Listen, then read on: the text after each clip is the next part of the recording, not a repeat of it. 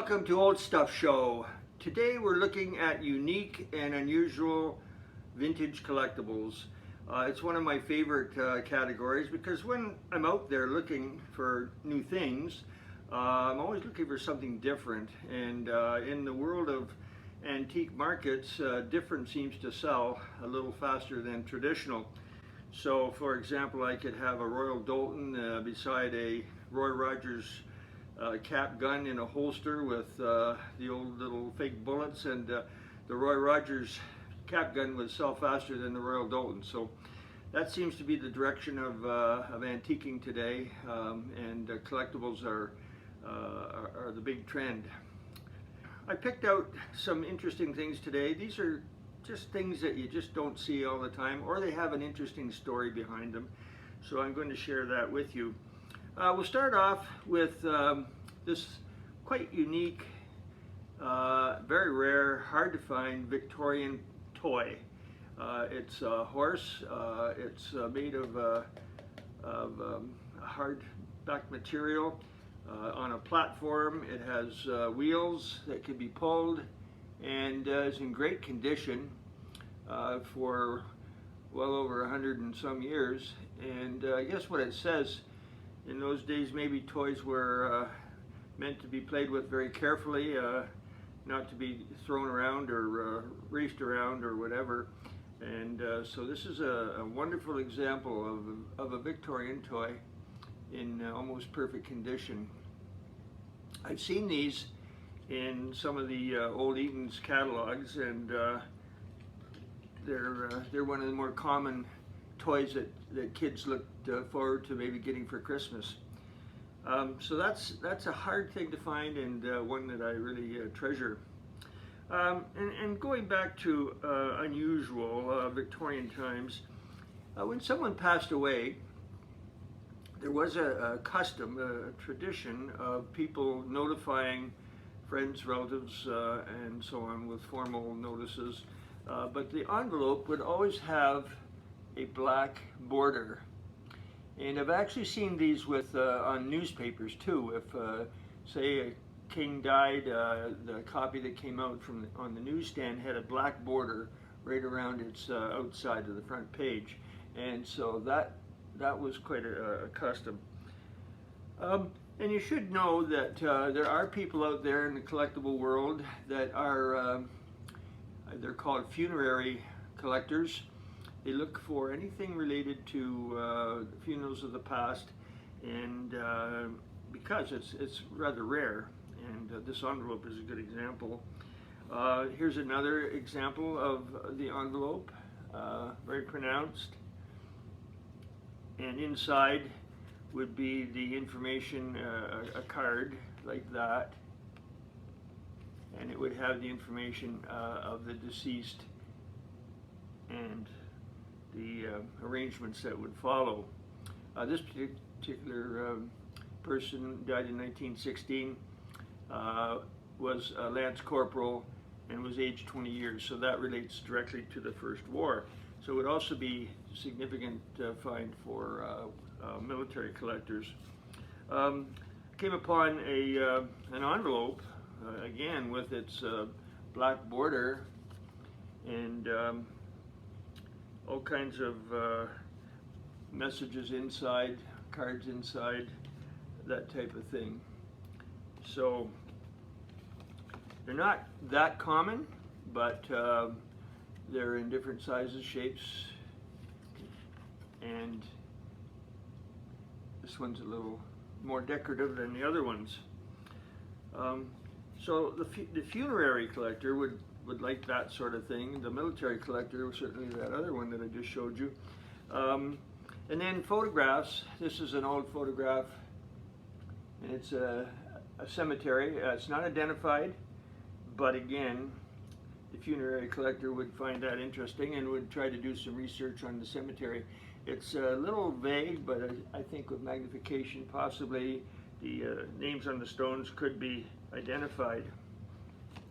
Now, believe it or not, the ultimate in the funerary collector's goal to find is the deceased in the parlor of the home, which was the custom in those days.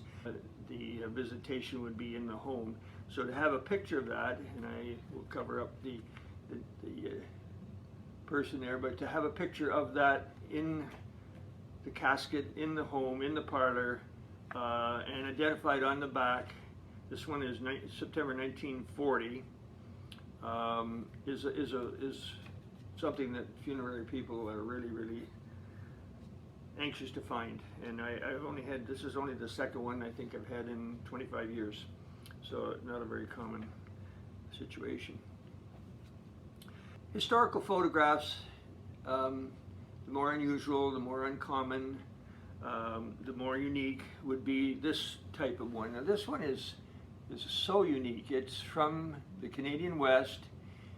You may know your Canadian history, that when the settlers came out to the West, there was no trees out there. Like, they didn't build a log cabin like they did in the eastern part of the country. They built a home of sod, and they were called soddies. And so this would be in the, it's even mentioned on the back, it's 1911 in Saskatchewan, and it's an old sod house. That would be the first starter house of the family that went out west, and lots of descriptions of what life was like in that facility, but very unique and very hard to find. And speaking of immigration and immigration, this is a little different. This is a letter stamped identifying the Canadian Government Immigration Department with a note, and it's a telegram department, so it's possible, I don't know what was in this, but it was a cover letter saying something had been sent to this person. But to have the government stamp like that, it's very hard to find, very rare, very unusual, and unique. And in the old days, of course, I've mentioned many times, sewing was very common, and there's a large group of people out there that look for spools of thread, old spools of thread, especially the ones that are marked. And to find the ones that are marked on top is the hard part. And so we have lots of examples of that. And these spools of thread come in different sizes and are collectible for the sewing people. Also the scissors. This is a nice little pair of ornate cutting scissors, and very decorative, as was a lot of the things in the Victorian time period. So the old treadle sewing machines, I just sold one the other day to a lady who already had one, but she really enjoyed sewing on the old treadle sewing machine, so a lot of nostalgia in that respect. Just moving on to something a little different. Especially during the 50s, there was many towns, many cities put out their wooden nickels, and so this one is from Niagara Falls, and a lot of towns did this, and it was like a souvenir coin. It could be used, but they're collected as wooden nickels today. I don't know, maybe some of you are old enough to remember the fun you had with clickers. This one's really neat. This is an alligator, and it's the clicker on the back that makes the sound. I have seen people who are just interested in finding those. Not real common, but it's a challenge, and they're out there, and they're in different shapes, and so clickers become kind of a neat thing to collect. Also, the wall mount bottle openers. These are so hard to find, and when you find it, that would be very unusual, and it's very unique to have these. It's very easy to find the regular openers for beer or whatever, but these wall mount ones are very hard to find, especially ones with advertising on it. So Coca-Cola would put some out, and they would be used in those days on the wall in the basement of a home or in their kitchen, perhaps. Also, just things that people used in the old days that, you know, was everyday things, but we don't do it because we don't have the same kind of customs that they did. Like this sock stretcher, I don't know if you can see the whole thing, but the sock stretcher, the old socks, which often were long, they could be hung up, washed and hung up to dry and formed out so that they wouldn't shrink.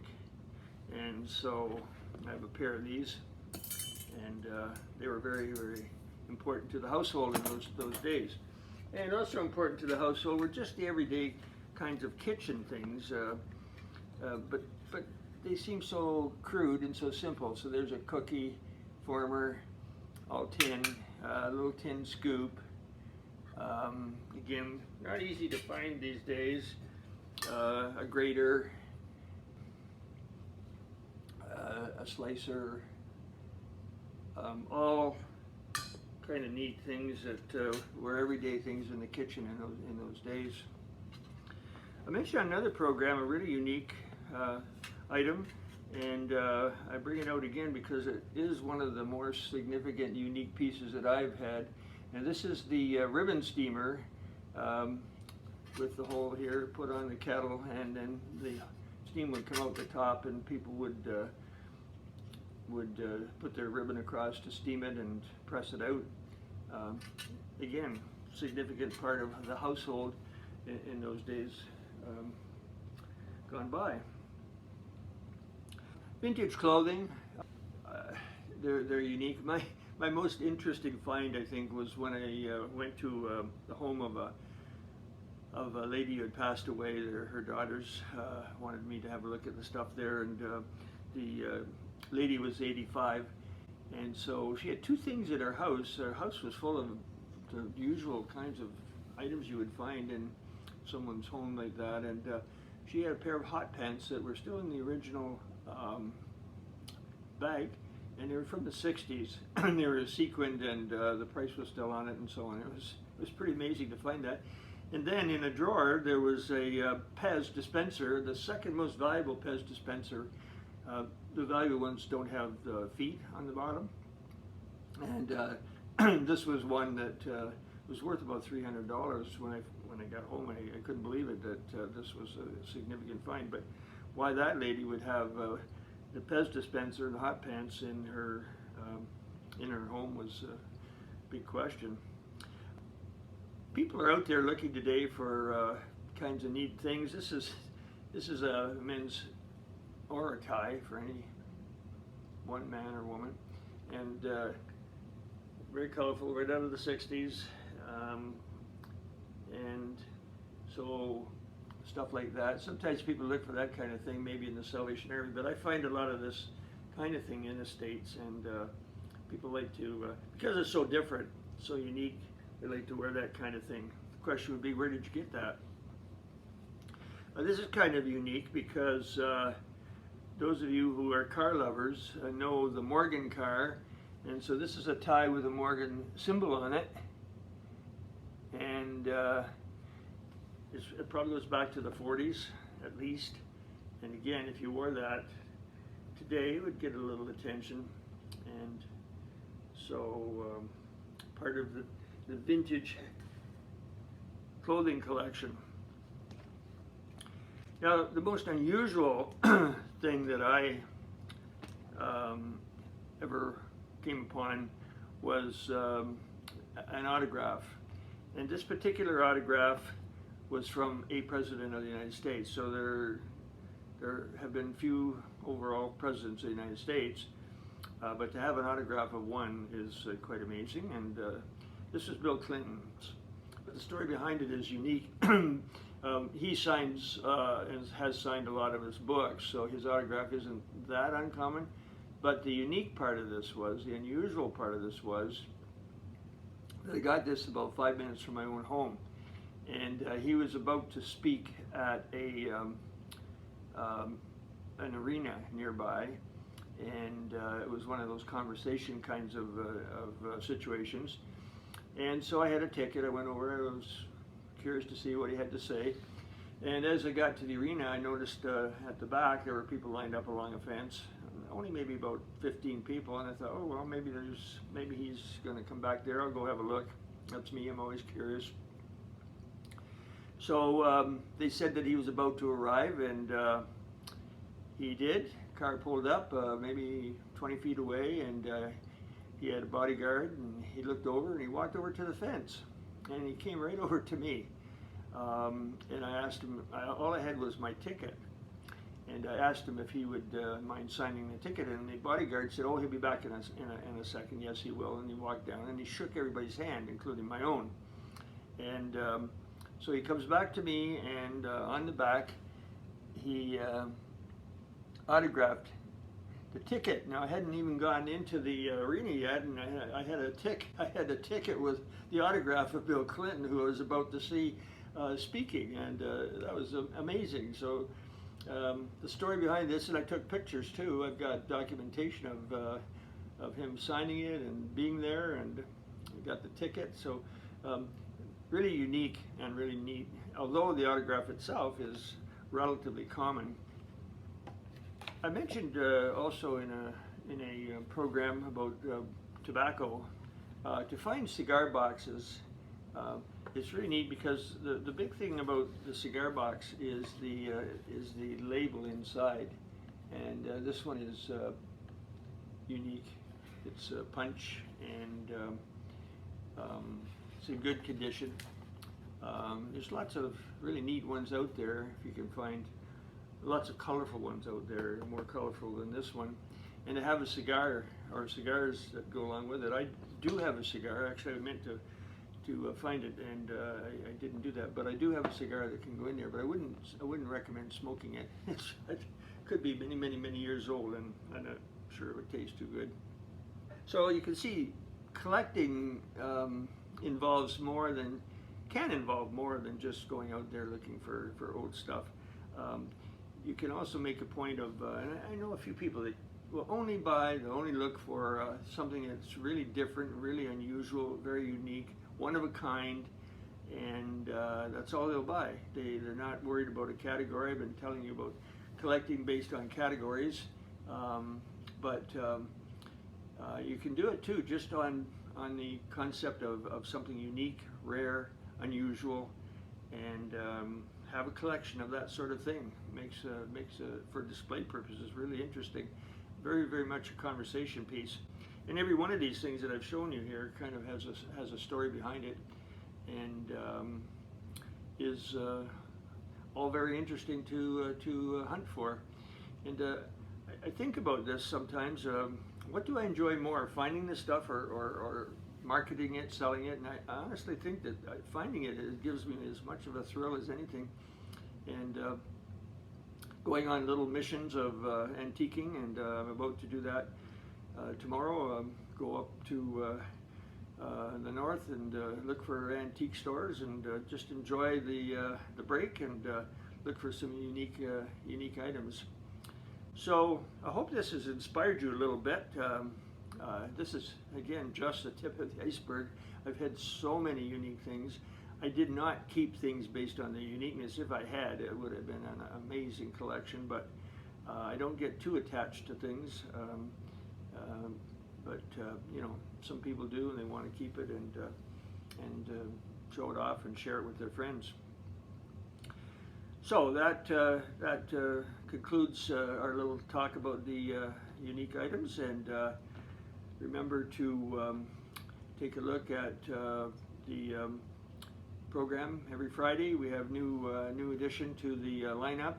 We're getting up around 20 now with this program, and great response for it.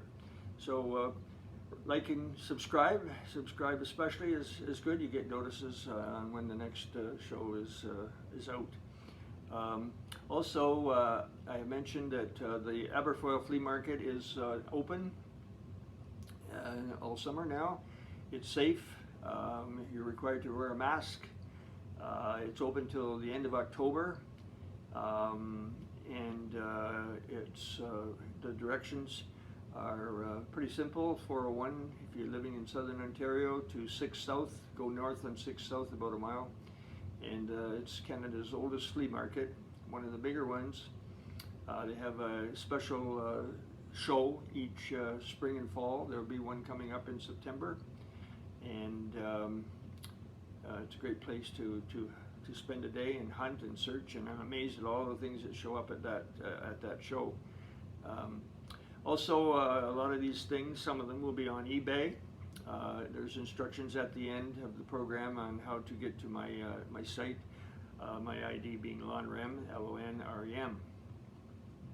So enjoy the hunt and happy collecting.